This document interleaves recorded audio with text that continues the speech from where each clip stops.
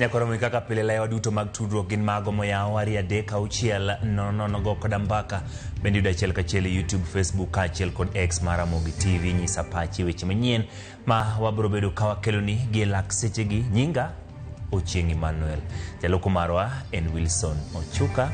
Bed kode chakruok nyaka giko ka wachako mago ma otenore kod winjruok e kind piny Kenya kod pinje malibamba. Gikone to piny Tanzania we thuolo jakeno ratich oganda Boniface Mwangi ma osebedo ka odine piny Tanzania kuom ndalo 4. Weche ma Boniface biro e kinde ma jokendo ratich oganda no chano bago ng'anyo mar sundo mondo miweye. Ng'anyo ma kata kamano ne ogore Luanda bang' ne we thuolo. Lidio Keyo nigiler. Meko mar Boniface Mwangi e piny Tanzania osebedo ka kelo liete kind piny Kenya gi piny Tanzania. Kagikone to piny Tanzania ogoyo bade piny kendo we thuolo. Okinyi makawuono jokedo ratich oganda no chano bago ng'anyo apis mbetre mar piny Tanzania e boma ma Nairobi. Obila ne okwori mbetre mar Tanzania no marakore gi jong'anyo go. Apaya ne nyakorom gajuang ma Aga Khan wuok e bure Nairobi amane igeno ne dhi bage ng'anyo maratipo gi jogo makeyo ratich oganda kata kamano ng'anyo ma kamae ne ogore Luanda. E kinde mane magidhi mbele wach ne odonjo ni piny Tanzania no osewe thuolo kendo no ojuang'e e boma mane kind piny Kenya gi Tanzania ma horo. Paro ni luoro no mako sirkal ma Tanzania be oduoko Boniface Mwangi to giduoke yo mar heshima, giduoke gikawe gikele Kenya to gibole mana Ukunda.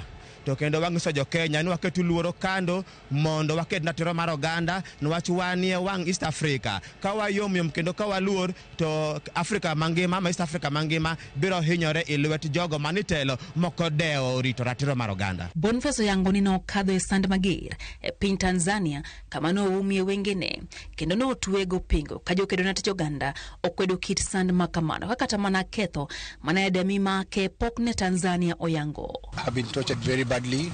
I can barely walk, but I'm very concerned about Agatha because we were tortured together and they did very horrible things to us. So I hope that Agatha is safe. So wherever Agatha is, she should know that you're praying for her and for her safety.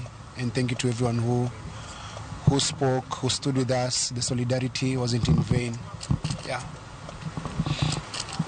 It was bad. And every time they were doing this, they kept making reference to the president, asking him to say Asante Mama Samia, Asante Mama Samia, as they were torturing him. These people were brutal, and we will not take this lightly. Jatend migao marango weche pinje maoko Musalia Mudavadi oyango ni piny Kenya osebedo ka wuoyo gi piny owacho ma Tanzania mar konyo we thuolo. We believe that in good time there'll be communication, including from himself, after he has found an opportunity to talk. Na tuamlaumu Mudavadi, yeye apita akisema tusikia asema Boni amejificha yuko Mombasa. Maana sasa wamefundishwa urongo na Ruto, kila mmoja sasa amekuwa mrongo sasa. Hata haya hawana, wanasema urongo dhahiri kabisa.